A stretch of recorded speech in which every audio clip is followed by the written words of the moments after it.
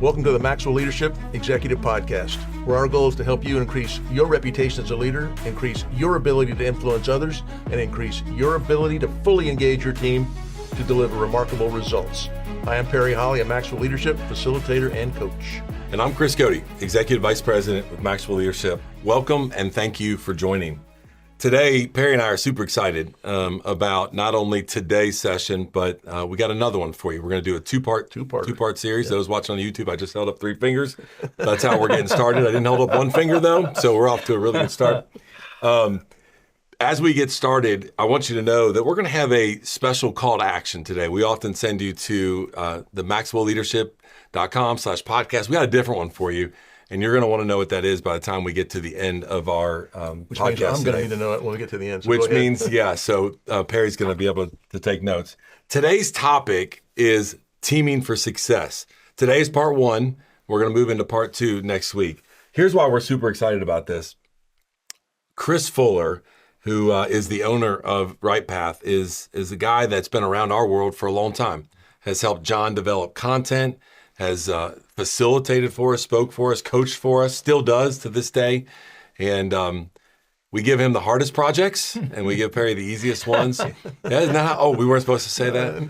But Chris and his team over at Right Path are a great partner of ours when it comes to leadership development, when it comes to culture and understanding not only self, but teams. And we've partnered together on a new product that we're going to be delivering to teams that we're super excited about. And so we're going to unpack that today. We're going to unpack the importance of it and what we love about it and then how you can use it. So Chris, thank you so much for joining us. Appreciate all that you do for Maxwell Leadership. I do want to spend time talking about Right Path though. So talk a little bit about Right Path. I know that's kind of your baby now and your focus. Yeah. And give those that are either watching us on YouTube or listening to us a little bit more about Right Path. So Right Path was founded on this incredibly accurate behavioral assessment. And it was founded out of a need. You know, most organizations are founded out of a need, this compelling purpose. And the compelling purpose was that a major struggle point of organizations is fit. Like, how do I know I have the right person in the right seat, to quote Jim Collins 25 years ago? But understanding that fit, there were some aspects of the personality or temperament assessments that just weren't landing as tight as they needed to. And so the founder really went seeking a tool that could dial in a little bit closer to that, to the specifics of getting into that. So Right Path was born out of that solution to make sure that we had that right fit for those. Fast forward, I was introduced to the tool in 2007 as we're working with it. And what came about was, great insights, greater depth than any other tool that I'd been a part of.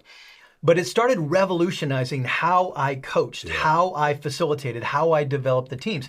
And so revolutionized my consulting industry or consulting aspects. And so how you're wired matters. Yeah. John calls it the law of the lens. And so this lens aspect was so deeply impactful that fast forward to 2019, I bought the company. And so I've really been passionate about making a huge difference, tremendous difference with leaders and teams and cultures through the products. It's a great time to buy a company. Yeah. Yes, we've walked this road with Chris, and that's why we can sit here and laugh. That's a lesson for another podcast on buying a company 9 months before the world shuts down. Right. Yeah, that's right. So personality and temperament and how people are wired is so important. And I've been a big fan. And Chris brought me in when I first joined Maxwell Leadership. You were the first guy I saw, and I stayed after I saw that. So I was pretty pumped about that. But many people know about DISC and Myers-Briggs. There's a number of players in this market. But because I spent time with you and the team and really learned, I just think this is such a remarkable tool. But how does it differ? The short answer is going to be the accuracy and the depth and the stability over time. So when you look at the difference between what would be called a personality assessment, and I don't want to bore everybody with some of the psychological details, but there's a level called behavioral wiring that's different than personality or temperament. So personality and temperament are a little bit more surface about how I show up. But behavioral wiring comes into the predictability that this is going to be stable. Like this is probably part of my route. And again, not to bore too many people, but DISC is based off of Marston. So when you look at William Marston and you look at sort of the psychology of that, the 4-factor assessments on that personality.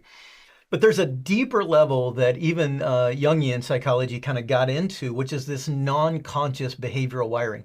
And so one of the aspects, again, is just this depth of this non-conscious, what John calls the law of the lens, this lens theory, if you will, Gestalt theory. Ultimately, we get into how do we understand what moves us and where did that come from? So that level of depth, and then again, that level of accuracy and the algorithm that kind of comes in.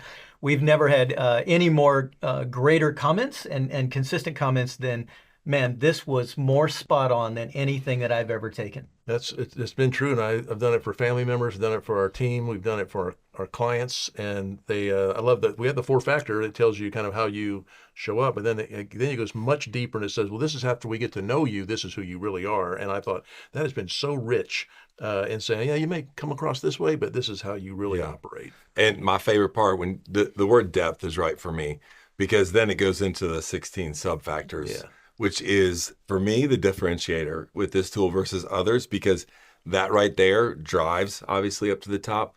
But that ultimately is gold. When I'm struggling with something, I can get in there and look at it, figure out why I'm struggling, or, which this is going to kind of lead us into our next topic, when I have a team member, right, that's struggling, or when I'm not connecting as the leader, or I see 2 team members, struggling with each other, I can get in there and kind of help look at those sub-factors outside of the reports that you guys offer, right? We're not even going to get into that today about just being able to run a report between the 2. But the reason that we are partnering with you on this content piece is really for teams. And understanding self is one thing. We need to have that awareness. But then also the power of this tool and using it in the team dynamics is another. Talk a little bit about this from a team perspective and the power of it to be able to drive engagement and awareness and all those things that we need to have a successful team. Teams are made up of individuals. Yeah. And so I always like to say that we're just a group. I mean, we're a group of individuals, and something has to happen for us to become a team. I don't believe that we can call ourselves a team until we have match commitment. Well, some of that match commitment comes into me being willing, that willingness to be able to say, well, what's Perry like? Like if I'm not really connecting with Perry, I mean, Perry's, like a 90% extrovert on that. And so we can tend towards introversion on some of the, but if Perry wants to talk about something, he's going to talk about it. And you're like, can you send me an email? And so, can we make this quicker? Yeah. And so this aspect of, how do we understand and celebrate each other? We're all wired for greatness, but we're not wired for greatness in the same areas. Yeah. And so when it comes to teaming, to be able to understand the individual and collective wiring of the team, and then what does that mean on how we team? That makes all the difference in the world. Like one of the teams we were studying early on was, there was one person that had a little bit of bluntness, one person that was moderately straightforward, and 8 people that were diplomats. And so when you look at 8 people that are diplomats on the same team, we're not addressing the issues that we need to address. Right. And so it can actually just the awareness of the wiring and the components that are going to help us team make all the difference in the world around, do we judge each other or do we celebrate each other? And the difficulties aren't necessarily, it's like, I don't have a problem with Perry. My parents have a problem with Perry's parents because of the essentially the genetics that funnel down to us. That's really good. Hey, podcast listeners. Many of you listening right now would probably love the autonomy that comes with owning your own business or becoming a coach that helps other businesses succeed. Well, we have a phenomenal strategy where you are 100% in control of your own business, earning income on your own terms, and have access to the people, tools, and resources you need to build a thriving leadership development business. When you become a Maxwell Leadership Certified Team member, you join a global community of entrepreneurs led by our expert team of mentors and faculty, including John C. Maxwell. You'll also get one of the top leadership certifications in the world next to your name, giving you the boost you need to get started. Visit us online at maxwellleadership.com/join the team to find out more. We use it. I really have enjoyed so much. I think it's a ultimate self-awareness tool. That when you embrace what it comes back to you in this assessment, the 4-factor, the 6-factor, and the 16 sub-factor, it really can tell you a lot about you. We use it a lot in coaching, but I wonder about it, when you're thinking about individual use of this. Is coaching the best way to? What do you think about that? You set up for coaching. We're talking about it in teams. I think there's a play on both sides here. Tremendous play on both sides. Like what Chris was talking about, I've got 2 team members that aren't really seeing things eye to eye. And for me, it's the ability to look at a report and say, you're seeing this from a precise factor and you're seeing this from an agile factor. And so I just want you to see that you two are coming at the same problems from 2 different sides, precision and organization, maybe, as opposed to generalist and improv. Yeah. And so that aspect of the coaching, but then I've really got to be aware as we talk about coaching around my style, right? My behavioral profile. And then yours, because you may be a little bit more, not goaty, but certainly you, a little bit more guarded on some of those things. And so, although you're an extrovert, you have a little bit of that safety factor. Well, my risk factor, I peg an 80 on risk. I recall that. Yeah. So, Which I'm surprised he's even sitting here today at a desk for 2 sessions. So the fact that I'm 100% risk and the fact that you are 90% more stability, if I coached you to my profile, I'm bringing you to a place that would be malpractice from a coaching standpoint. And very uncomfortable. And so it really is. You coach the situation, but you have to coach the player in the situation. Right. And when you know their wiring, you know that what tremendous impact that's going to take. So it reminds me of a conversation about, hey, we can't just, let's say I'm leading a team, and we go back to the example of the 2 team dynamics that maybe there's tension. There's 2 ways to approach that. There's either I'm going to manage through that, which is go get along, go figure it out, or I'm going to coach through that. And this tool allows me to then coach both of the individuals through that, or the team, as I am then coaching the team members. So I think there's so many different uses for this, to your point, and I know that you've used it both in team workshops, but also coaching one-on-one.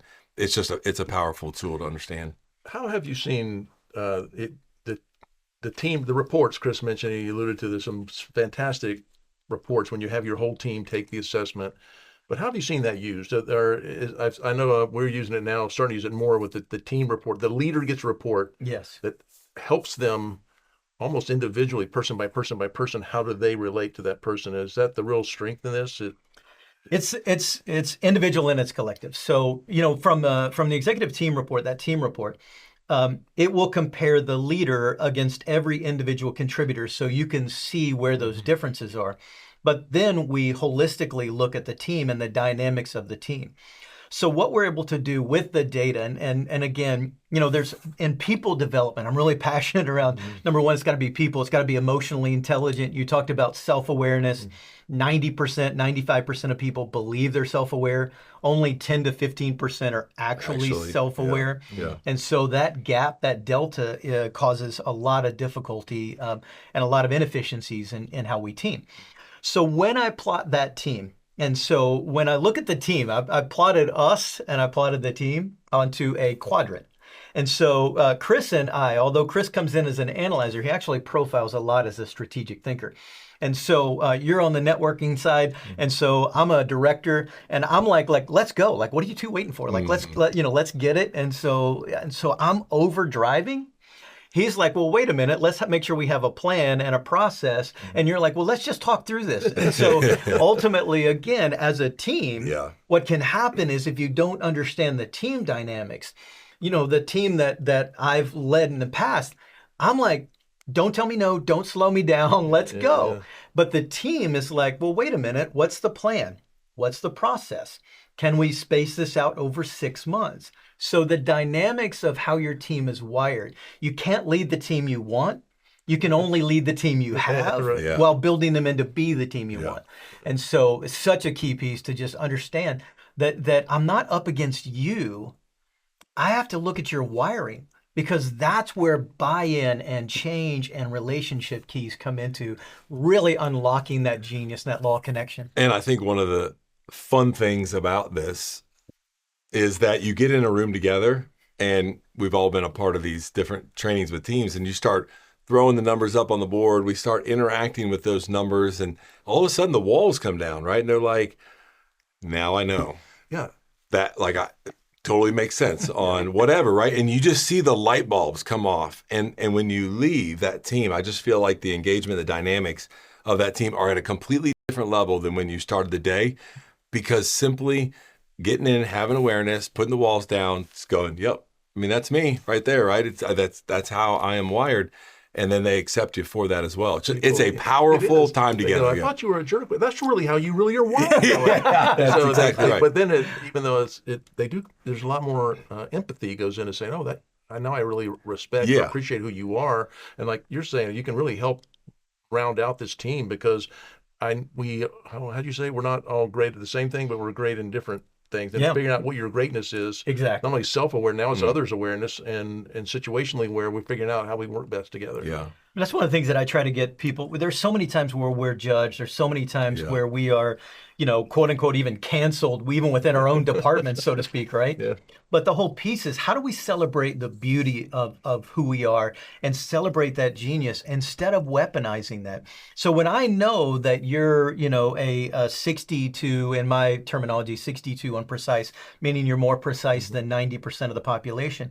Now I come to you and I understand you have this high need for this level of detail. So it's not you wearing me out with details and slowing me down. It is, if I want Perry to run fast, then I'm going to need to make sure that Perry has sufficient level of detail to make sure that he can do that. So this awareness and this understanding, there's no weakness on the page when we look at your one pager. Yeah. There's no weakness. There's only beauty and genius. But now collectively, how do we make it us against it instead of me against you? Yeah. I've had people ask me, okay, so of all the work that you've done, like what's the number one profile for leaders? Like what? And we're like, yeah, no. It's yours. Like understanding yours is the best leadership profile you can have. And to your point, being comfortable in that and resting in that. The other thing I'll say about some of the work I've seen you do with understanding the teams is, I know you have a client of yours that you've even used this as kind of a benchmarking tool, right? Where it was part of the decision to bring people onto the team. And I know one of the case studies you shared with me is just fascinating, where you would think that this role of a large team needed to be extroverts. And so along with the tool and the team matrix, we rated everybody inside the company and came back and we were like, oh, the top performers actually need to be more introverted or whatever. And then they were able to kind of build a new team off of that. So it's fascinating around being able to produce that team dynamics and that team matrix for even a part of the hiring process. We reduced turnover by 10%. Yeah. So Actually over 50%. So they were at 19.2% turnover. And it was a call center. And what was happening was they were hiring people just a little bit too extroverted. And so when you're on an inbound call center and you're highly extroverted, ultimately through some of these things and working on the teaming and working on the fit, we were able to take that 19.2 down to 8.9% turnover. And for a team of 300, they were losing 60 people. Yeah, that's a big number. Well, I'm going to wrap us up. But here, I want to say this. Next session, we're going to talk about the power of this tool when it comes to what is your pace for change?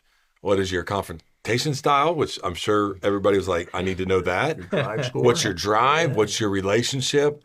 But we always we talk about, hey, the hardest person to lead is yourself. The next hardest is probably your team. And what we do know is that you got to know self to lead self, and you better know your team to lead your team. And this is like giving you part of the blueprint of how they were made and the team dynamics that it creates. So here's what I want you to do as I wrap up. I want you to go to maxwellleadership.com/teaming. So for short for Teaming for Success.